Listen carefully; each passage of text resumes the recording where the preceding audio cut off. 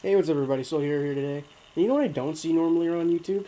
People talking about all the Super Saiyan forms. And mostly people get them right, but at the same time they get them kind of wrong. Alright, so starting off at number 1 is Super Saiyan or Super Saiyan level 1. We already know about this form. This is the one Goku uses against Frieza for the first time ever. It's 50 times stronger and faster than base. Ki rises a lot quicker, but Ki drops just about the same and probably a little bit faster. There are now, based off of this, we now know that this is not actually a perfect Super Saiyan. We know that there are more powerful forms beyond that. Starting with Super Saiyan Grade 2 or Ascended Saiyan. First time we ever see this is when Vegeta uses it against Imperfect Cell when he's trying to absorb 18. It is basically the same thing, but Ki is just a little bit slower, but you're also faster. This is Ultimate Form, or Grade 3. Trunks uses it, and you're much, much, much slower. Goku also achieves this form, but then realizes what the weakness is with it. Vegeta also did the same thing. Trunks was stupid enough to use it. Now I move on to the last form of Super Saiyan, and it's the most common form of Super Saiyan. It's called Full Power Saiyan, and is what Goku uses against Cell. Well, this is basically the perfect Super Saiyan if you're going to use Super Saiyan 1 terminology.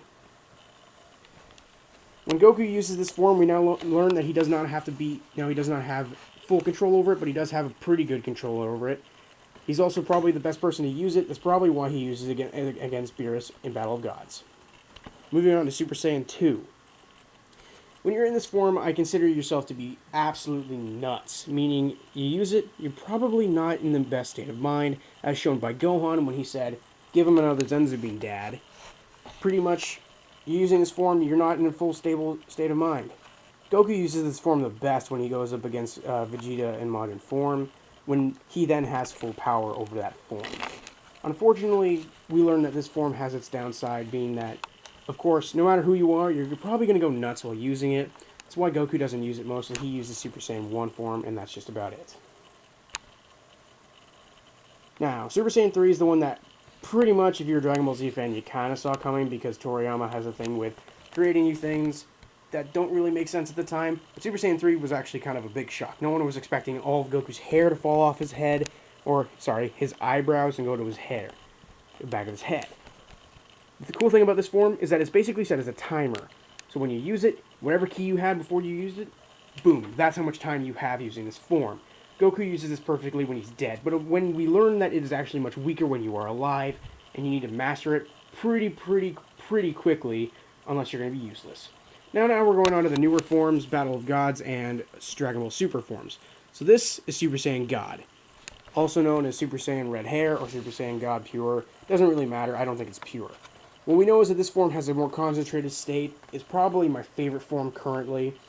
Goku uses it against Beerus in Battle of Gods and Super, and we now know that he can use this punch to obliterate the universe from Super Saiyan God. Super Saiyan God Super Saiyan is kind of what I call a lackluster form.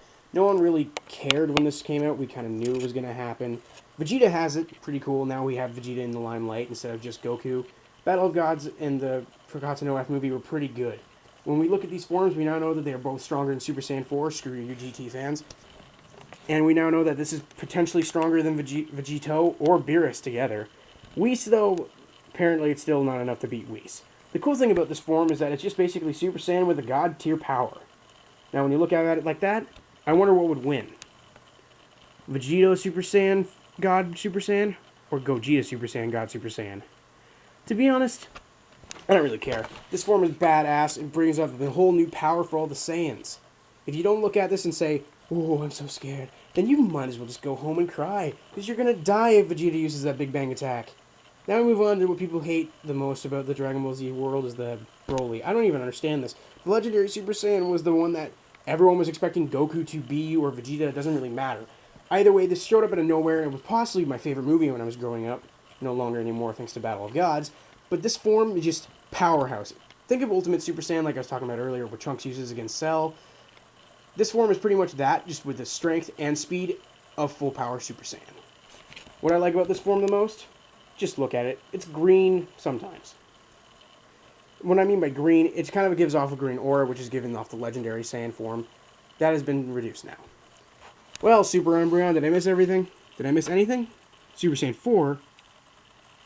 Does anyone actually care about Super Saiyan 4 anymore? Nah. Alright, everybody. That's my video. Soul Hero is out.